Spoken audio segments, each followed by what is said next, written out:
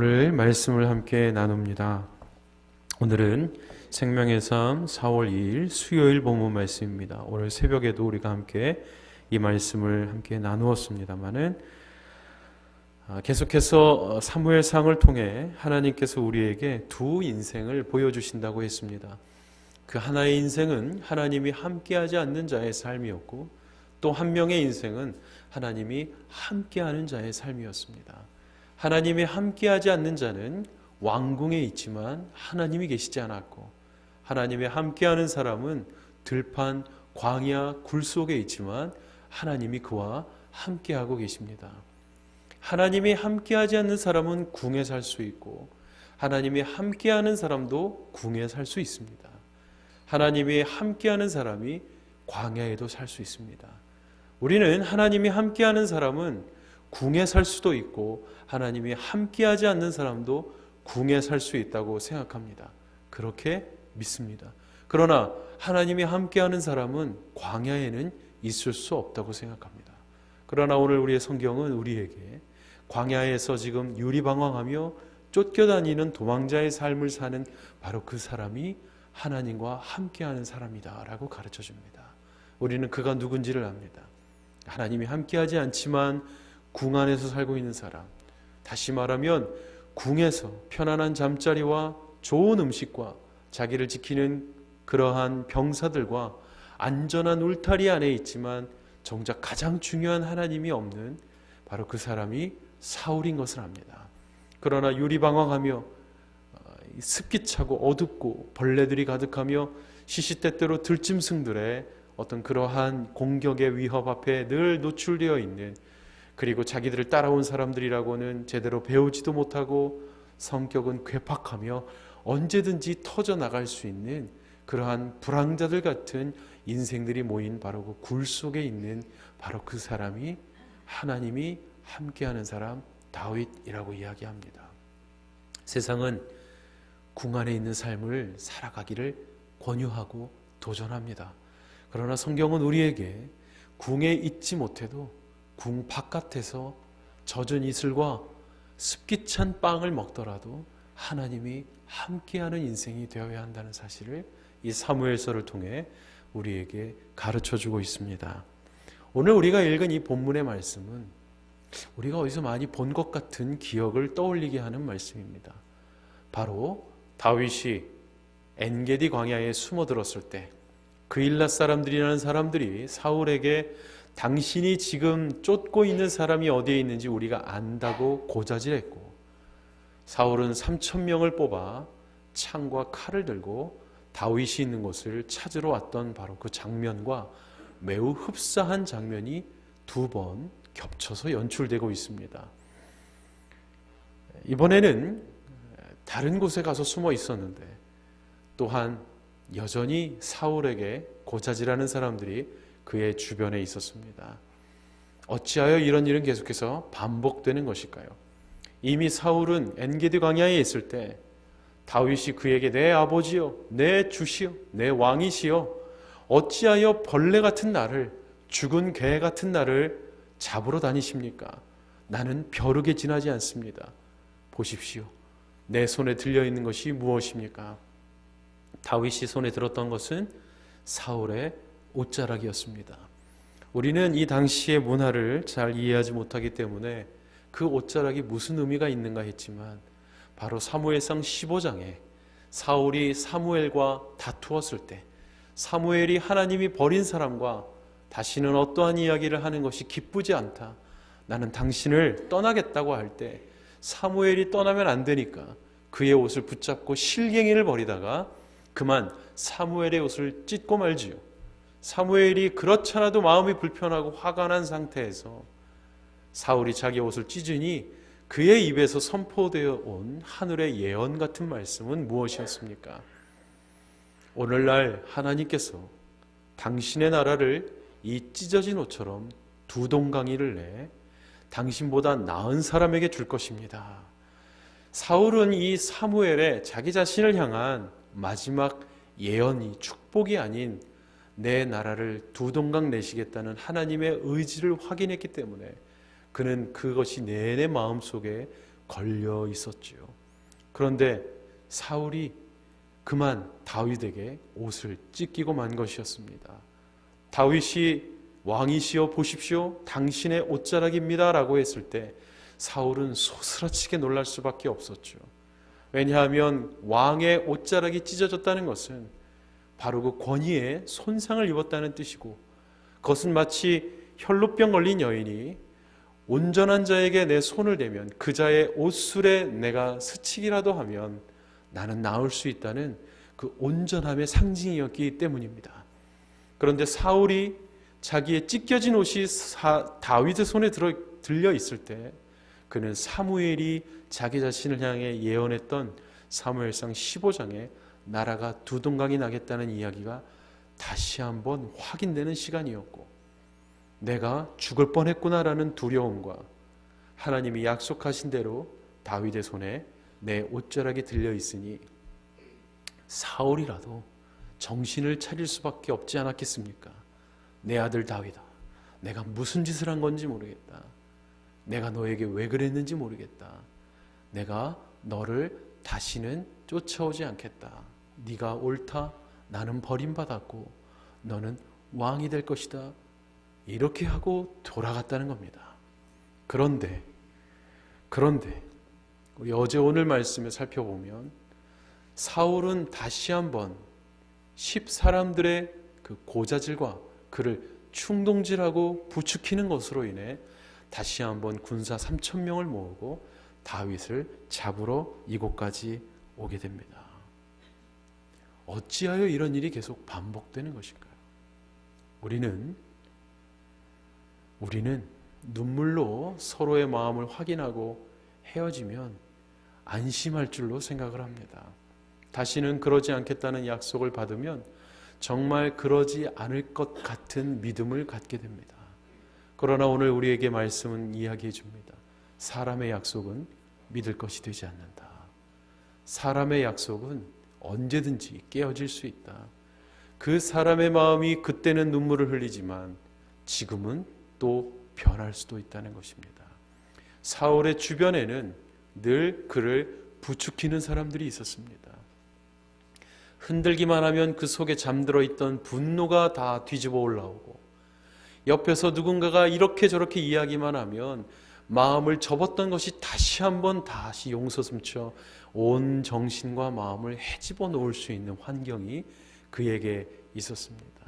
문제는 사울의 마음이 하나님을 주목해야 함에도 불구하고 사람을 주목했기 때문에, 사람에게 집중했기 때문에 그는 그 바로 전에 눈물을 흘리며 용서를 구하며 축복하며 헤어졌을지라도 또다시 창을 들고 쫓아오게 되는 것입니다. 우리의 삶도 마찬가지입니다. 내 삶 주변에는 언제든지 나를 흔들어 뒤집어지게 만드는 요소들이 있습니다. 지금은 가라앉아서 고요한 것 같지만, 지금은 잠잠히 수면이 깨끗한 것 같지만 언제 폭풍과도 같이 변할지 모르는 갈릴리 호수처럼 주변 상황은 늘 나를 흔들고 부추기고 찌르게 됩니다. 다윗도 마찬가지였습니다. 다윗도 사울을 죽이라는 이야기를 그의 부하들이 계속해서 합니다. 사울도 그 주변에 있는 사람들이 다윗을 죽이라는 이야기를 계속해서 합니다. 한 사람은 그 흔들림에 여지없이 흔들리고, 한 사람은 그 흔들림에도 변화되지 않는 모습을 보여줍니다. 이것이 사무엘상에 하나님이 함께하는 사람과 하나님이 함께하지 않는 사람의 다른 삶의 모습입니다. 다윗은 다시 한번 사울과 그의 부하들이 모여있는 곳으로 이제는 침투에 들어갑니다. 엔게디 광야에 있을 때는 사울이 용변을 보러 그의 은신 처소로 숨어 들어왔었지만, 이제는 다윗이 자기의 충실한 부하 한 명과 함께 그들의 적진 안으로 들어갑니다. 그리고 곤히 잠들어 있는 사울 옆에 있던 창과 물병을 가지고 오게 되지요. 그리고 멀찍이 거리를 둔 상태에서 오늘의 본문 말씀이 시작됩니다. 오늘 14절 말씀을 같이 한번 보겠습니다. 14절 말씀을 보면 이렇게 기록되어 있습니다. 그가 사울의 군대와 넬의 아들 아브넬에게 소리쳤습니다. 아브넬아, 내게 대답하여라. 그러자 아브넬이 대답했습니다. 왕에게 소리치는 녀석이 누구냐? 지난번엔 다윗이 사울에게 바로 이야기했습니다. 그러나 이번에는 사울에게 이야기하지 않고 사울이 데리고 온 믿을 만한 신하에게 이야기합니다. 왜 그렇게 합니까?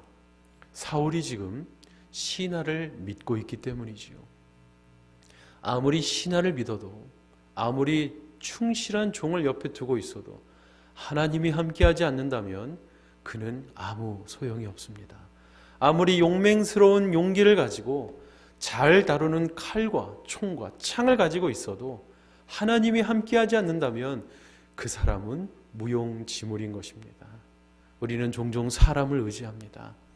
급할 때 내가 사람을 의지하는지 하나님을 의지하는지, 내가 기도하고자 두 손을 모으고 있는지, 아니면 누군가에게 전화하고자 전화기부터 들고 있는지, 그때 우리는 알게 됩니다.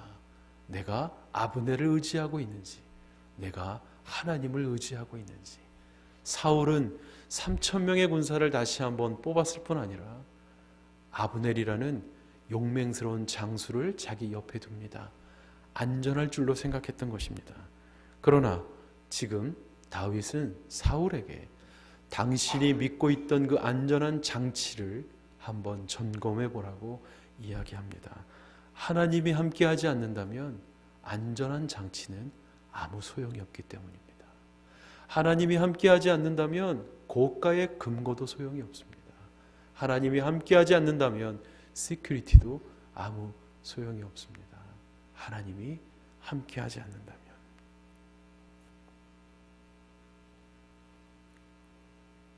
다윗은 계속해서 15절 말씀에 아브넬을 자극하는 이야기를 함으로써 사울을 깨우기 시작합니다. 15절과 16절 말씀에 그렇게 다윗이 아브넬을 조롱하고 있습니다. 다윗이 아브넬에게 이렇게 말합니다. 너는 용사가 아니냐. 이것이 얼마나 그에게 자존심을 건드리는 이야기이자 무언가를 깨닫게 하는 그러한 칭찬 같지 않은 칭찬입니까? 이스라엘에 너만한 사람이 있느냐. 지금 다윗은 아브넬에게 무언가 칭찬하는 것처럼 하고 있지만 분위기는 이상합니다. 그런데 어떻게 내 주인인 왕을 지키지 못했느냐. 누군가 내 주인인 왕을 죽이러 들어갔었다. 깜짝 놀랄 만한 이야기를 합니다. 그게 무슨 소린가? 내가 왕을 지키고 있는데 이게 무슨 일인가 하는 겁니다. 16절에는 계속해서 다윗이 아브넬의 직책에 대한 추궁과 책임을 묻는 그러한 발언을 계속합니다. 너는 책임을 다하지 못했다. 여호와의 살아계심을 두고 맹세하는데 너와 내 군사들은 죽어 마땅하지요. 왜냐하면 왕을 지키지 못했기 때문입니다. 하나님의 기름 부음 받은 자를 지키지 못한 죄가 크다는 것입니다. 이렇게 아브넬과 설왕설래하고 있는데 사울이 이 이야기를 듣고 정신을 차려보니 다윗의 목소리가 또 들리는 것입니다. 내가 그토록 찾아 헤맸던 다윗이 지난번에도 내 주 왕이시여 하며 나를 부르더니 오늘도 나를 먼저 부르는 것입니다. 하나님이 함께하지 않는 사람은 하나님이 함께하는 사람을 아무리 잡아 죽이려고 쫓아다니지만 쉽게 발견하지 못합니다. 쉽게 죽이지 못합니다. 오히려 하나님이 함께하지 않는 사람들의 행동과 발걸음과 그 모든 것들은 하나님이 함께하는 사람의 시야에 다 노출되어 있다는 것입니다. 사울이 다윗의 목소리를 듣고 이렇게 말합니다. 17절 말씀에 내 아들 다윗아, 네 목소리가 아니냐? 다윗이 대답합니다. 그렇습니다. 내 주 왕이시여. 다윗은 오늘도 자기를 죽이러 온 자에게 내 주 왕이시여라고 이야기합니다. 오늘도 나를 괴롭히려고 온 사람에게 내 주 왕이시여라고 이야기합니다. 그리고 다윗은 자기의 이야기를 합니다. 18절 말씀에 왕께서는 왜 종을 잡으러 다니십니까? 내가 무엇을 잘못했습니까? 내 손으로 저지른 죄악이 무엇입니까? 다윗은 계속해서 자기의 입장을 이야기하기 시작합니다. 다윗의 태도는 단호합니다. 그는 만약에 왕이 나를 죽이러 다니는 것이 하나님이 허락하신 일이라면 나는 죽어 마땅하다는 것입니다. 다윗의 이 말에는 나는 잘못한 것이 없다는 강한 항변도 있지만 또 한편으로는 정말 내가 하나님 앞에 죽을 죄를 졌다면 나는 죽어도 좋다는 자기 고백적인 태도가 들어 있습니다. 다윗은 계속해서 20절까지 자기의 입장을 정확하게 이야기합니다. 자기의 입장을 정확하게 이야기하는 것이 엔게디 광야에서의 다윗과 다를 바가 없습니다. 그때도 다윗은 자기의 입장을 이야기했고 사울의 상황을 이야기했으며 하나님이 어떻게 생각하시는지에 대해서 정확하게 설명했습니다. 우리는 무언가 이야기할 때 너무 두리뭉실한 것이 있습니다. 오늘 다윗은 우리에게 자기의 입장을 정확하게 이야기하는 것이 얼마나 중요하고 필요한지를 잘 보여줍니다. 두 번이나 이런 일이 연거푸 있고 난 다음에 사울은 그때와 비슷한 태도를 보이게 됩니다. 21절입니다. 21절 말씀에 사울이 이렇게 이야기합니다. 내가 잘못했다. 내 아들 다윗아, 돌아가자. 네가 오늘 내 목숨을 귀하게 여겼으니 내가 다시는 너를 해치지 않겠다. 내가 정말 어리석었다. 내 잘못이 너무 크다. 오늘 이 사울의 고백은 진심 같습니다. 우리가 또 내일 살펴보겠지만 다시 한번 다윗이 위기를 느껴 내가 이제는 정말 죽을지도 모르겠구나 하고 그는 정말 더 위험한 아기스에게로 다시 한번 들어갑니다. 한번 쫓겨났었던 그 아기스에게, 그 뒤로 누군가 또 다윗을 아기스에게 들어갔다고 사울에게 고자질을 하지만 사울은 더 이상 쫓아가지 않습니다. 아마도 블레셋 진영의 한복판이었기 때문이기도 할 것이요, 이제는 사울이 아무리 정신이 나가 있어도 두 번 연거푸 이러한 일을 겪은 다음에는 쉽사리 움직이지 않는 것이지요. 22절에 다윗이 중요한 이야기를 합니다. 같이 한번 읽습니다. 22절 말씀. 다윗이 대답했습니다. 여기 왕의 창이 있습니다. 소년 하나를 보내어 가져가십시오. 이 말은 지난번 엔게디 광야에서 보십시오, 왕의 옷자락이 여기에 있습니다 하는 말과 똑같은 말입니다. 사울은 오늘 세 번째 소스라치게 놀랍니다. 이 창은 바로 자기가 다윗을 죽이고자 던졌던 바로 그 창이었기 때문이죠. 악령에 의하여 두통에 시달리고 있을 때 다윗은 그에게 하프를 연주했습니다. 처음에는 나았지만 악령이 그를 완전히 지배하고 난 다음에는 하프도 소용이 없고 하프를 켜는, 찬양을 하고 노래를 하는 그 사람을 창을 들어 두 번이나 박으려고 했던 무기가 바로 그 창이었습니다. 사랑하는 성도 여러분, 다윗은 단 한 번도 직접 그렇게 대항하지 않았지만 오늘 다윗의 손에는 골리앗의 칼과 사울의 창과 사울의 옷자락, 모든 게 다 들려 있습니다. 오히려 사울에게서 가지고 있던 그 모든 것들, 사울은 주지 않았지만 하나님은 다윗에게 다 주셨습니다.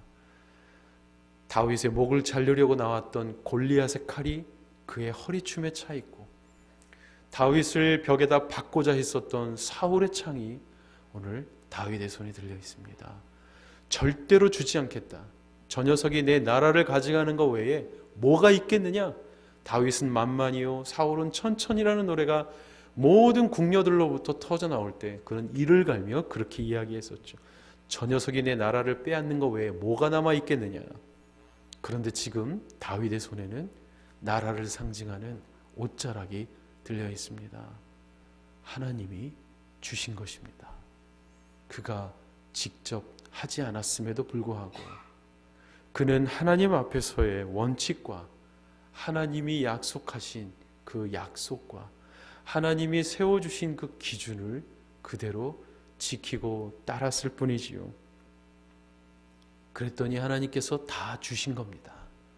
창과 칼과 나라를 상징하는 옷과 그리고 식량을 상징하고 생명을 상징하는 물병조차도 다윗의 손에 들려 있습니다.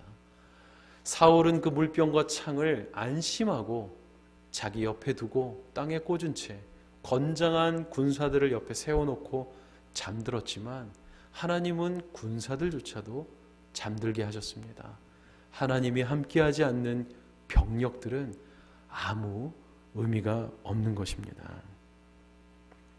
다윗은 계속해서 이야기합니다.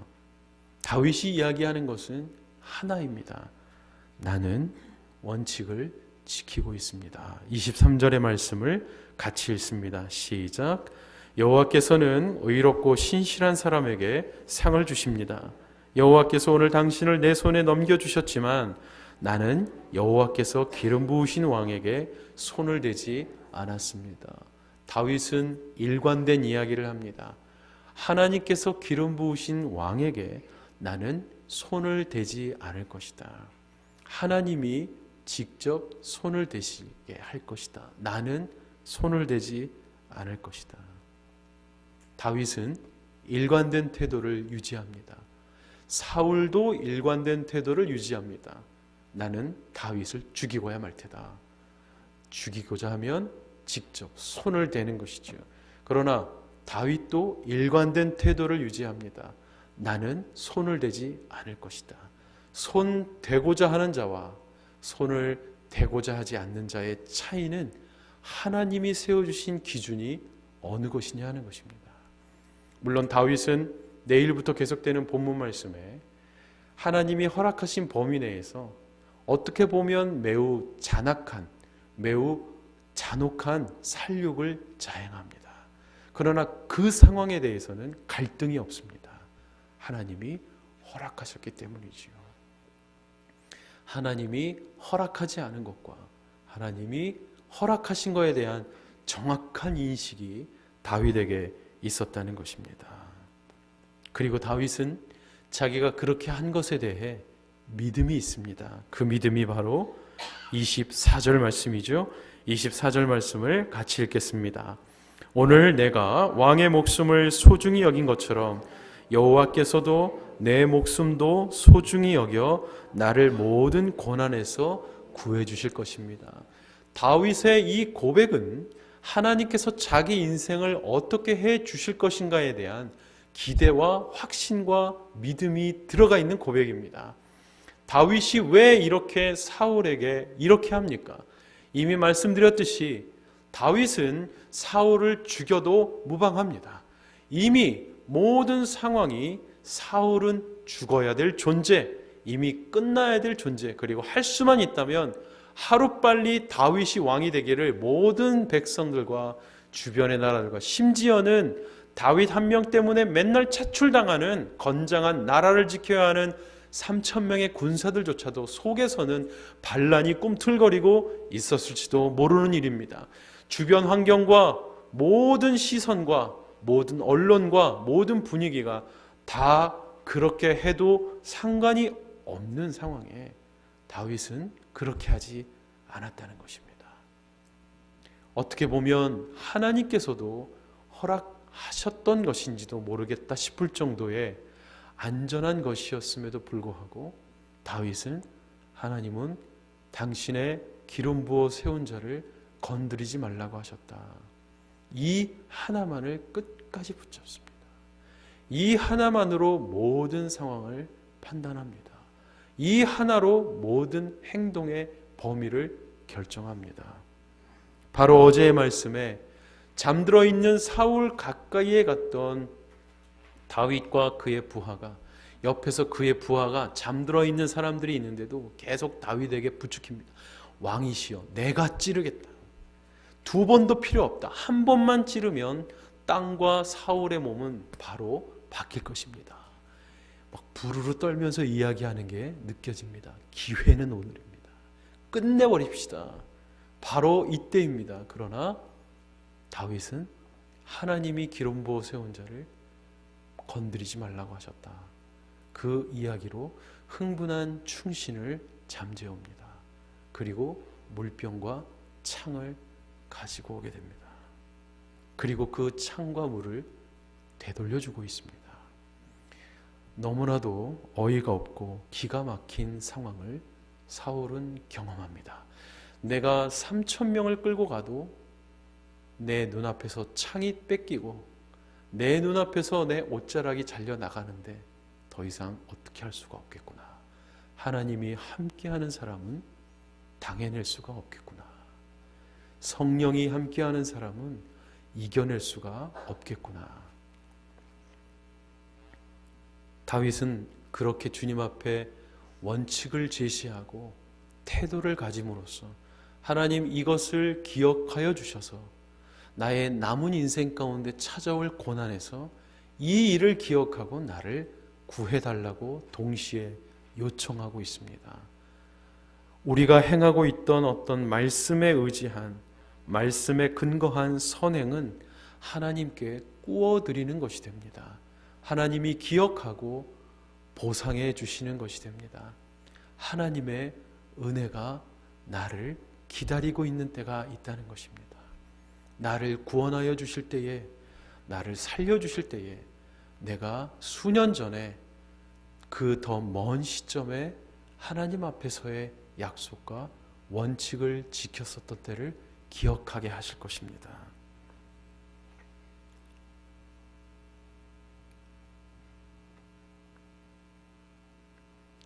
보신 분들이 많이 있겠지만 태국에서 만든 그 광고 중에 시장 한복판에서 국수를 이렇게 파는 아저씨와 딸이 있죠. 그런데 시장에서 어떤 한 소년이 약국 아주머니에게 막 치도거니 매를 맞으면서 도둑놈 소리를 듣고 있는 겁니다. 국수 삶던 그 주인 아저씨가 멈추라고 하면서 비닐봉지를 보니까 물병약 하나와 알약 몇 개가 있는 거예요. 거기 이제 이렇게 나오죠. 누가 아프냐? 걔가 쳐다보지도 않고 그 아이가 고개를 끄덕입니다. 약값을 대신 지불해주고 자기 딸에게 국수를 가지고 오라고 합니다. 딸은 또 나눠준다는 식으로 국수를 갖다 주죠.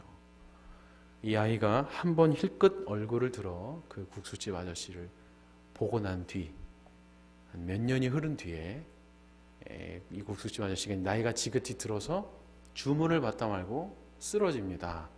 그 병원에 갔는데 엄청난 이제 비용이 나온 것이죠. 딸아이가 가게 문을 닫고 또 침대 머리맡에 앉아 슬피 울고 있는데 의사가 한 명 왔다 가죠. 그리고 나서 나중에 눈을 들어보니까 모든 수술 비용과 병원 입원 비용이 다 지불이 된 겁니다. 그리고 지불 청구서에는 이렇게 써 있었죠. 10몇 년 전 물병값 얼마, 그게 이제 수술비, 알약값 얼마, 입원비, 이렇게 계산을 해준 겁니다. 그때 그 아이가 그때 살아나서 의사가 되어 우연찮게 만난 설정이지만 자기가 옛날에 거기서 살아날 수 있도록 도와주었던 그분에게 은혜를 갚는다는 내용입니다. 광고지만 매우 감동적으로 만들어진 내용이죠.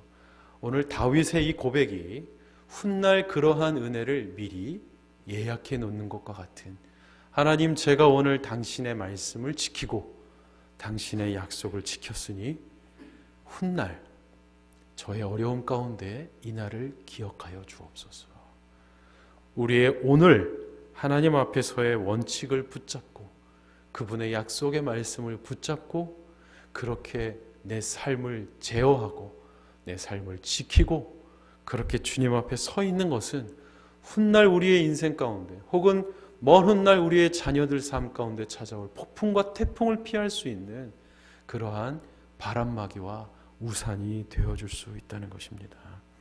사울은 다윗에게 또 한 번 엔게디 광야에서 이야기했던 것과 같은 이야기를 합니다. 사울은 자기 자신이 할 수 있는 마지막 축복을 다윗에게 합니다. 그를 죽이고자 했던 사울이 오히려 그의 선행 앞에 그를 축복할 수밖에 없는 말을 고백합니다. 25절 말씀을 우리가 같이 한번 읽겠습니다. 함께 읽습니다. 시작. 그러자 사울이 다윗에게 말했습니다. 아들 다윗아, 네게 복이 있기를 바란다. 네가 큰 일을 할 것이고 반드시 승리할 것이다. 그러고 나서 다윗은 자기 길을 갔고 사울도 자기 궁으로 돌아갔습니다. 사울은 연거푸 정작 다윗 앞에서는 그를 축복하고 있습니다.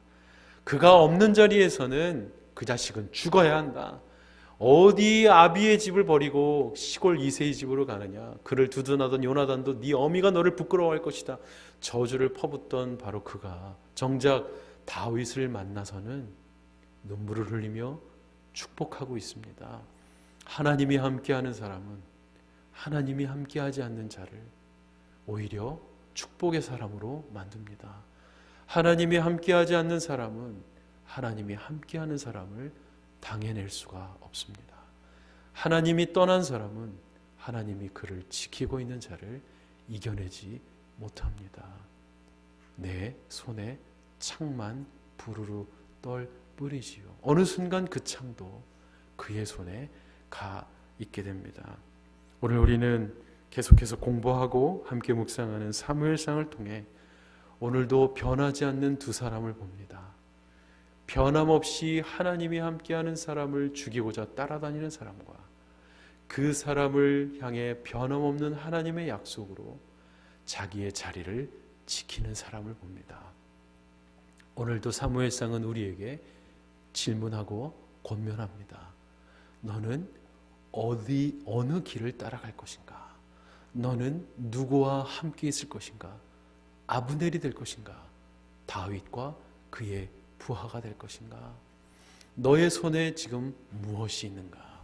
네가 힘쓰지 않아도 내가 너의 손에 쥐어줄 것이다. 너를 죽이고자 하는 모든 것으로부터 너는 안전할 것이다. 하나님이 함께하는 사람을 향한 약속입니다. 우리 함께 기도할 때 주여 하나님이 함께하는 사람의 인생 오늘도 우리 가운데 허락하여 주옵소서. 다윗과 그의 인생 가운데 베푸신 하나님의 약속의 말씀을 지키며 그 길을 따라가는 인생이 되게 하여 주옵소서. 우리 같이 한번 기도하며 나아갑니다.